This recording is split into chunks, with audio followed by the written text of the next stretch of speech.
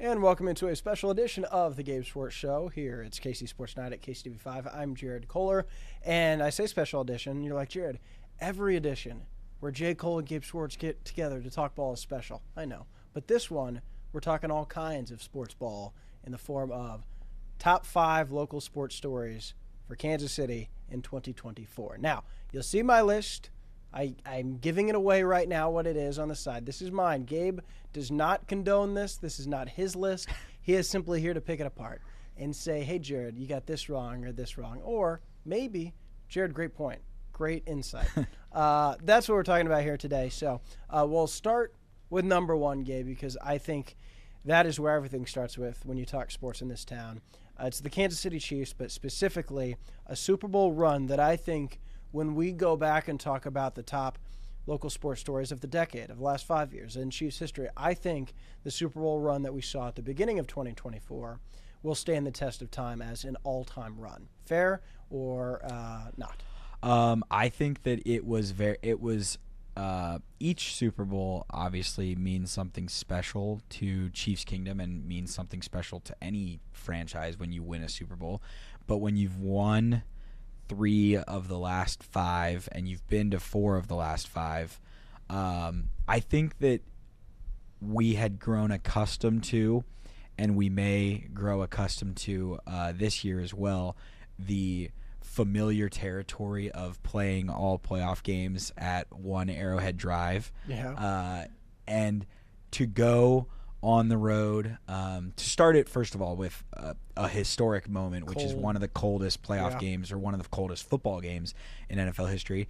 And then to hear everyone doubt the Chiefs and think that this version of the Chiefs was too prone to self-inflicted mistakes and was unable to operate at the same level as years past, and that Travis Kelce wasn't what he once was, and that wasn't Patrick just Mahomes the haters. was having a bad year. That was Chiefs fans were felt the a same lot way of saying that after a Christmas Day loss in Day, 2023. Yeah. So to start 2024 by quickly and efficiently extinguishing the belief that Patrick Mahomes could not win a road playoff game just because he had not been given the opportunity to do so. Yeah. And then doing those two things. Such a dumb narrative.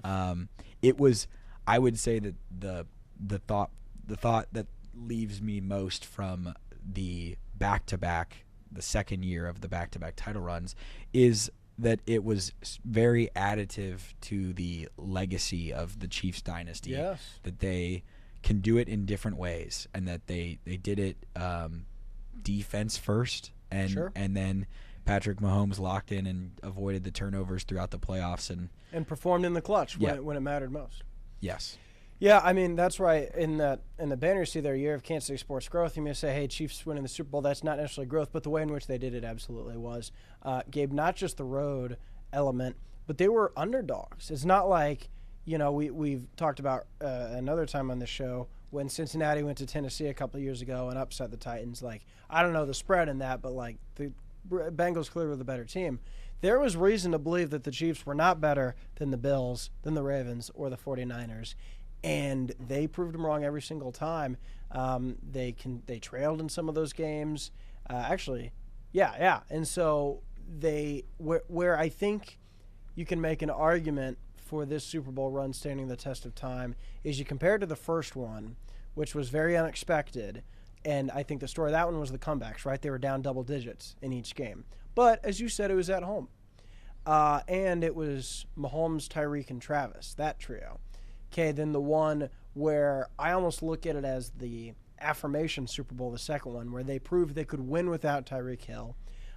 They proved they could win in a different way, and they got revenge over a Bengals team that had just absolutely ripped their heart out the year before. And that Super Bowl, similar to the other Super Bowls they were down. But this one, I think the entire story of, as you said, even the game that you just throw away, that Dolphins win was impressive. And not just that they silenced the doubters outside of Kansas City, but even the doubters inside of Kansas City, that they overcame a wide receiver core that could not catch the ball, that they were able to flip the switch, that I think maybe sets a dangerous precedent in saying that regular season games don't matter. But last year at the beginning of 2024, they didn't. Like, they legitimately flipped a switch with most people thought they couldn't do that. And so I think that will always go down as proving the doubters wrong. Obviously, this year the Chiefs have doubters in the way they've won a lot of games, but I don't think it was at the level of last year. And so hopefully they have another big Super Bowl run. But I really think when we tell the story of this Chiefs dynasty, I think if you want to say the first Super Bowl run, okay, but I think that third one is going to be right up there regardless of what happens in the future. Yeah, and the fact that yes, it was underdogs against Buffalo, underdogs against Baltimore, underdogs against San Francisco. Not just played up underdogs, not just played up nobody believed in us. It was legitimate. It was legitimately believed that other teams were better, and that in the process of it, they beat 4 of the top 5 MVP candidates in Josh Allen, Lamar Jackson, and then both Brock Purdy and Christian McCaffrey in the Super Bowl. Yeah, because I would say when you compare that first Super Bowl, think about the teams and quarterbacks the Chiefs beat there. It was Deshaun Watson, who at the time was a good quarterback, but the Texans, Bill O'Brien, not necessarily a power. Tennessee Titans, Ryan Tannehill. Mike Vrabel was the coach. Obviously, that didn't hold up. And then the Steelers, 49ers, San Francisco, Kyle Shanahan, obviously great, but Jimmy Garoppolo. Mm-hmm. So, like, I think it's a more impressive run what they did to kick off 2024. Yes. So we will see. And, again, that Super Bowl game itself, you can make an argument that regardless of what the run, that Super Bowl win, because that's where Chiefs winning the Super Bowl could be the number one story. I'm making it the whole run because I think it's a whole story. But that game in Vegas in itself, Gabe. Walk-off touchdown. You know how I am during Chiefs games. You were here. I was there in Vegas, and I was like, this is nuts. That game, here's a quick question before we go on the next topic. Will that go down as the greatest Chiefs playoff game? I mean, that's a whole different list. It's one of the better Super Bowls of all time, and so was the one against the Eagles. If you're talking about back and forth competitive football, I think the Eagles might have been a better game, but the finish was better for the 49ers game. Yeah, I mean, there's a difference between a field goal with a few seconds left and a walk-off. Yeah, and that's why I think that the Super Bowl last year was a better game, and the defenses played up to more. They were more challenging than the Eagles and Chiefs were 2 years ago. So yeah. Well, that'll be a list for another day in the future. We can talk about that. But now we will come back to the Chiefs. They are also kind of part of our story in my top 5, and number 3, number 4, and number 5. But number 2, Gabe. I love the Royals. That's obvious. But a third postseason trip in 39 years. Like, I think you can make an argument that the longer-term story has to do with the stadiums or this Chiefs regular season if it propels them to a Super Bowl run. But I think the Royals getting back to the postseason, not just getting back, because I don't know if it'd be number 2 if they went and got swept in Baltimore. Shout out Rusty's Orioles. But I think the fact that they went and won 2 games, and they also won a game in New York and hung with the New York, so they didn't get outclassed in any game against the Bronx Bombers. But we're also maybe bearing the lead here, Gabe. They went from losing 106 games to winning 86. That in itself is one of the greatest turnarounds in Kansas City history, one of the greatest turnarounds in baseball history. I think this is a worthy number 2. Yeah, I think that both those points that you make are great points in that not only did they arrive in the playoffs, but that they won a series, admittedly due to a different format and it being a series rather than just a one-game wild card setup, but impressive nonetheless. And that, it was one of the greatest single-season turnarounds in MLB history, and I honestly think that Matt Quatrero probably should have been AL Manager of the Year, given the context of what that award typically is and what they're typically rewarding. And I assume that we're going to get to it in point number 5. Yeah. The emergence of, and we saw the emergence in a great deal a year prior from July on of what Bobby Witt Jr. was going to become. But I think that what number 2 really shapes into in the Royals returning to the postseason is that great individual moments turned into great team success. Yeah. Let alone the fact that we got to witness one of the best seasons by a Royal all time, and kind of the like awakening that just about every month of the year Kansas City sports fans are going to have one of either the best player in the sport unequivocally in Patrick Mahomes, or one of the 5 best. I'll be liberal with the ranking there on where Bobby Witt Jr. stands in the MLB. One of the 5 best players in baseball. Yeah, when you factor in National League. Yeah. But Gabe, when you talk about that, when you said one of the best seasons in Royals history, obviously, for the uninitiated, we're talking about Bobby Witt Jr. here. But the reason why I put this number 2, and Bobby is part of the conversation for number 5, but Cole Reagans and Seth Lugo had 2 of the best seasons in Royals history from a pitching standpoint. Were they on Bobby Witt Jr.'s level? No, but the reason the Royals won a postseason series and won 30 more games than they did the year before was not all because of Bobby Witt Jr. That's what I think is most impressive, because, Gabe, going into the year, if you said Bobby Witt Jr. finishes second in MVP voting, that I would have believed you. If you said the Royals win 30 more games than they did before, like, what's more surprising? Witt finishing second in MVP voting, or the Royals improving by 30 games? It's the team improvement, right? Because in baseball you don't need the same. Witt level is still of, obviously second. I would have been like, wow, because there's a lot of really good players in the American League. So even that surprised me. But it was the fact that Bobby Witt Jr. wasn't like Mike Trout for the Angels, that he got the help from Salvador Perez and Vinny Pasquantino in the heart of that lineup, and then enough from everyone else, from Michael Massey piecing it together to MJ Melendez hitting a clutch home run once a month, Maikel Garcia playing great defense. Like, everyone had little moments. Kyle Isbell played great defense. But the pitching staff, Gabe, Seth Lugo, Cole Reagans, Michael Wacha, who they brought back. Remember, Michael Wacha and Seth Lugo, we thought, all right, these are guys. We didn't think they'd be as good as they were, and they were great. Brady Singer was great. I know he's not a Royal, but he was awesome. And then your guy, Alec Marsh, comes in, Michael Lorenzen. Like, this rotation, Gabe, for so many years, this organization has struggled to develop starting pitching, and they literally went to the postseason carried by starting pitching.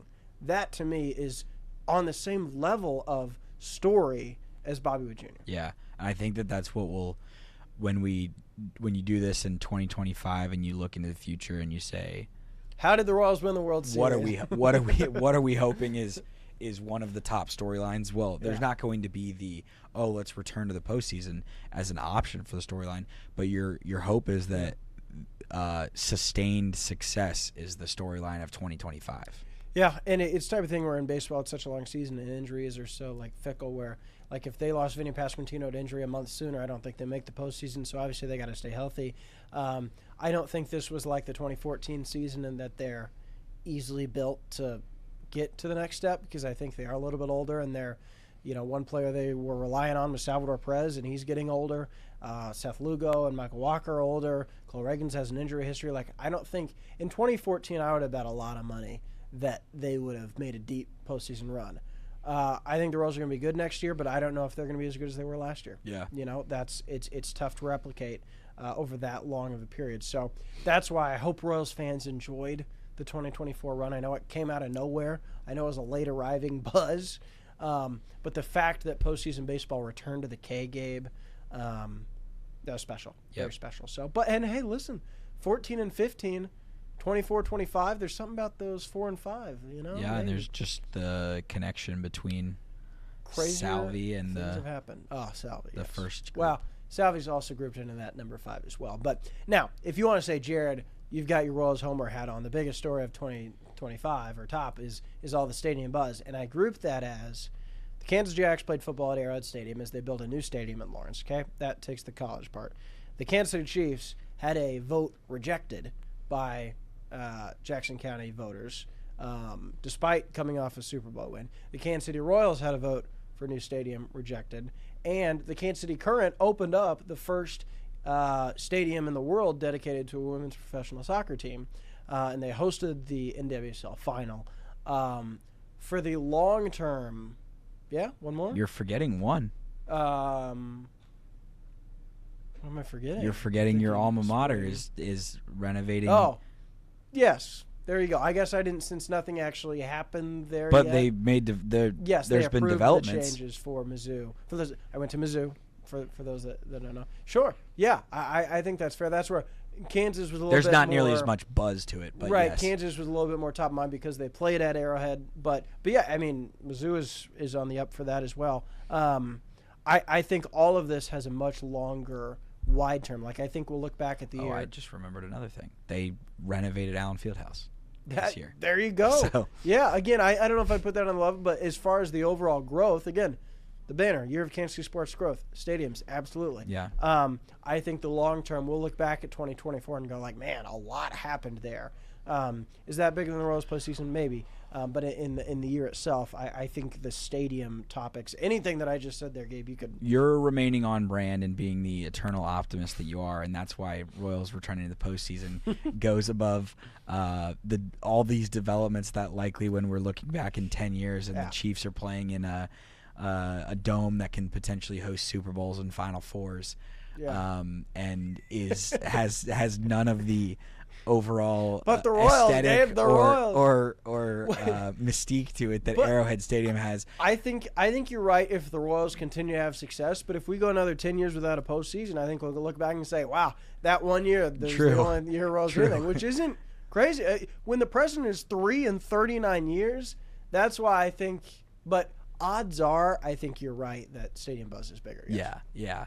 I think that is, and part of the Royal success is in hindsight how poor they were in 2023. Didn't help the vote. Didn't help the vote for sure. And that's then, a good question. Does the vote pass if it's voted on in November? Does a vote pass if it's voted on post them making the playoffs and then the Chiefs going and three-peating? Yeah, maybe. I don't know.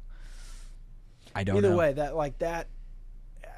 It is and CPKC Stadium getting to host the first its first NWSL championship game. Well, and just the current home games there, like they sold out so many matches. And a lot of fun matches there. And I think that was a success with how quickly they built it, and everything the Current have done is awesome, and the growing fan support. I think that in itself is a massive win, too, that maybe even deserves its own headline. But I like the synergy of all of this happening at the same time, Gabe, is crazy. Yeah. Whereas in the past, it was just the Sprint Center and T-Mobile Center getting, built pretty much. I guess Children's Birchie Park was the most recent one. So it speaks to the exciting times of 2024 very much serving as a launching point, or at least a turning point with the Royals and Chiefs getting rejected. So, okay, Gabe, splitting off the Chiefs because I think the 2024 regular season deserves its own part, because if it was just a ho-hum regular season, I don't know if I'd put it as number 4. But the way in which the season has gone, with the sheer number of close games, close wins most of the time, the way they have truly broken the rest of the NFL fan base-wise, for everyone thinking the refs are in love with the Chiefs and that Patrick Mahomes is faking an injury, and I think it's on steroids this year because of the way the Chiefs have won in such crazy fashion, week after week after week after week. That is a story in itself, regardless of what happens in the postseason. Yeah, it is. By every objective measure, it is the most successful attempt at a three-peat in NFL history. It's one of the most successful just championship following up. Yeah, championship defenses of any regular season. Heck, it's regardless of Super Bowl 14 and the number of wins the Chiefs have this year. It's one of the best regular seasons of all time in Chiefs history. And when you compare it to this season and you compare last season contextually to what the teams that the Chiefs have played in Super Bowls have done, the 49ers are 6-9 right now. They've shut Trent Williams down for the season. Brandon Ayuk they lost for the season. They've had trouble with Deebo Samuel, and they've had him saying the problem is how many how often he's getting the ball. Not that he's not any good, and they've got a Brock Purdy decision. There's all these different things. It's hard to do what the Chiefs have done. And the Chiefs are making it look easy in the sense that the record looks good. Yeah. Somehow people see all this record and they see all the success from the last 2 years and they still doubt it, which I think makes this a good call at 4. I think 4 and 5 you could debate, and we'll see. I want to hear what you say about number 5 on the list. Yeah. But I do think that the way in which they've won all these games, the fact that so many of them have been one-score games, just a crazy ride. They're at the point where you look at these historic lists and it's like the Brady and Belichick Patriots in one-score games, and then the Reed and Mahomes Chiefs in one-score games, and that significance makes this really important. And just in a game, but like when you think about your year, the year in sports, like these Chiefs games have been like every Sunday. It's like, wow, what a game! Like it's what you're talking about. It's what I don't know how much you're enjoying. Well, I enjoy watching. I know some Chiefs fans are like, all right, we're gonna win today, and it's gonna be a heck of a ride, you know. But it's been a remarkable ride. Every Chiefs season is, but this one I think has been one of the more like if you would rank the regular seasons, Gabe, this is one of the more entertaining seasons of the Mahomes era. From a pure like entertainment standpoint, in that there's a lot of drama in every game. Not as far as like obviously Mahomes' first year was awesome. I think the second year and third year were like more fun from a dominant standpoint. But in that, I think 2021 had a little bit of the freak out of how bad is it, and then they figured it out and it was fun again. That year had some low moments though. Yeah, but it was low moments, but it didn't align with how like when you looked at all inside of all the numbers, the offense really wasn't a problem. It was just like weird tip balls, Tyreek Hill dropping balls that was turning into he was tipping balls to defenders in the game against Washington. Clyde Edwards-Helaire fumbled to mess up the Ravens game. Like that whole thing was just kind of manufactured. Whereas this year there's been legitimate signs of worry. And they still and then it's just, we just blocked blocked a field goal for the win. When I say entertainment, I don't mean, sunshine and rainbows, but I think entertainment from like drama. Yes. Yes. All right, so this has been one of the most probably the most drama-filled regular season of Mahomes' career. And so how much drama is entertainment? I'd still take some of the earlier Chiefs seasons, but nonetheless, it's been fun. So now we group in the number 5, Gabe, which for the record, 5 and 6, like, I think you can make an argument that Missouri beating Kansas in the border war, first time since 2012, and first time Mizzou's beaten a number 1 ranked team since 1997. I think you can make an argument that maybe belongs to a spot, but I'm encompassing we've talked about teams, but the individual success, okay? Not all of these people won MVPs, but they're all in the conversation for being not just valuable for Kansas City sports, but for their league. Patrick Mahomes won Super Bowl MVP. All right, I know he didn't win regular season, but he took home a number MVP trophy. Incredibly impressive. Tim Washawinga won NWSL MVP in her first year with the Current. Absolutely incredible. Bobby Witt Jr., second MVP, unanimous runner-up in MVP. I think that's of note. Like, not a single person had him third or below. And only got beat out by one of the best seasons in baseball history. Exactly. And then is when we're talking about value, who was the most valuable pitcher in the American League? Seth Lugo gets second. Cole Reagan's fourth, and the third was a closer. So 2 of the 3 most valuable pitchers in the league, starting pitchers in the league, were Royals. That group's in there. Matt Quatrero, second manager of the year, and Salvador Perez becomes the first Royal in franchise history and organization history to win the Roberto Clemente Man of the Year, not Man of the Year. Roberto Clemente, that's basically what it is, Man of the Year. For his off-the-field work, that is incredibly valuable. And then Travis Kelce is up for the Walter Payton Man of the Year award. Obviously, we don't know if he'll win, but in that realm, when you look at the stars of Kansas City right now, we don't know if Chris Jones, where he'll rank in Defensive Player of the Year. I don't think he has the sacks for that, but I think he's a bona fide star. Like, I think there is more star power in Kansas City sports right now than ever before. I didn't get to the colleges, but I think you could say Devin Neal, Avery Johnson, and Brady Cook, Luther Burden. I think those stars are legitimate stars for their programs. I think you look at Hunter Dickinson for KU, Mark Mitchell, Tamar Bates from Mizzou. I think they're stars at that level. Not as much on the level I just said with Kansas City major pro sports, but this is a city of not just Kansas City value, sport value. Yeah, Kansas City has never been more relevant in terms of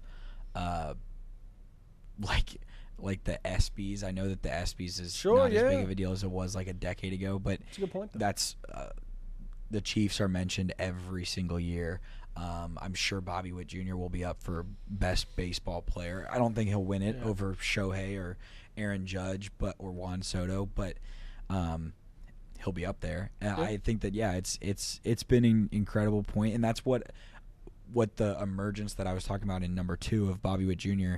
this summer was that now every single night that there's a game at the Truman Sports Complex, one of the best players in the world at their sport is playing, and it is pretty cool. Must watch. And there will, like, the glass half full viewing experience of the Chiefs is, this is awesome, this is so much fun, the Chiefs are doing unprecedented things.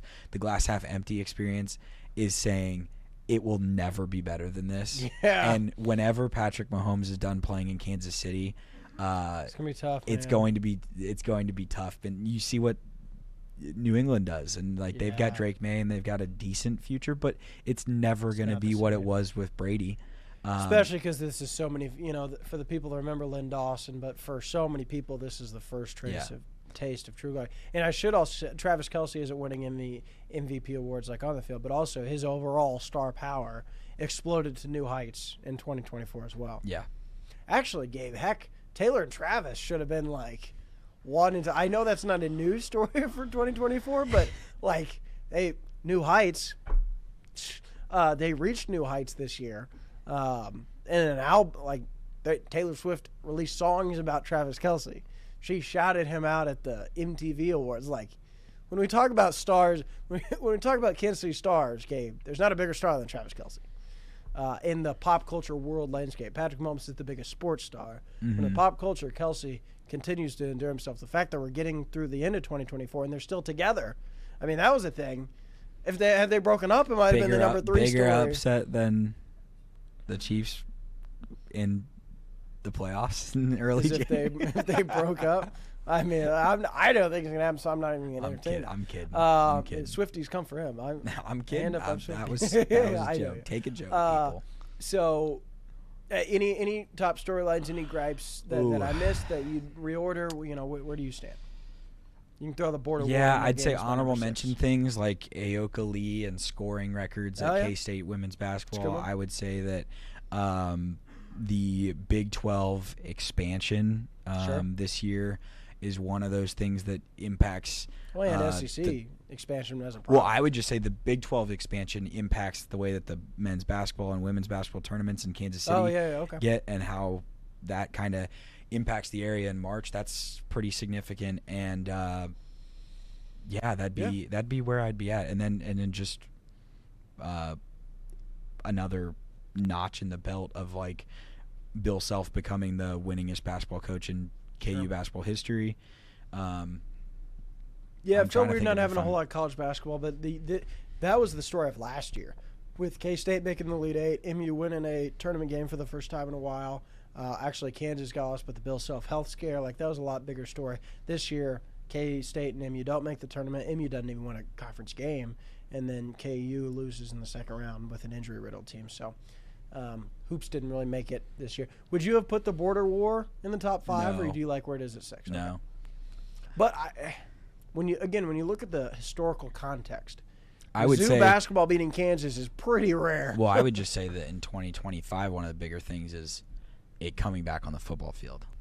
Yes. Oh, God, yes. Great point. So that's something to look forward to. Yeah, and that's the other thing. Year. Our college football team's also kind of disappointed a little bit. I know that was kind of grouped in Kansas playing at Arrowhead, but K-State, 8-4 is not bad, but they could have done better, especially in the way the Big 12 set up. Kansas obviously disappointed. Then MU, they're not apologizing for what they did, but when you're that close to making the college football playoff and getting drummed in the losses that they did have, with the exception of South Carolina, I can't put them them there. So, okay. I'm glad you don't I mean, a lot of it's kind of obvious. But either way, Gabe, here's to what's in store for 2025. I think if we were to rank best sports years in Kansas City history, I think this 2024 ranks high. I mean, I think it could be number one. The Chiefs and Royals have never made the postseason in the same year. So if you just go by that metric, then you factor in the stadium stuff. The current Sporting Kansas City is the lone struggling squad, but maybe there's a year where the colleges did really well. I mean, we're at the point where collectively over the last 5 years, I saw some stat where it was like every major city and the amount of playoff wins they've had in like the last half decade. And given the amount of teams that they have and how feudal the success of them have been, like Chicago, I think over the last half decade has like 4 playoff wins. I know. Kansas City by itself over the last half decade has, between the Royals and Chiefs alone, has like 15.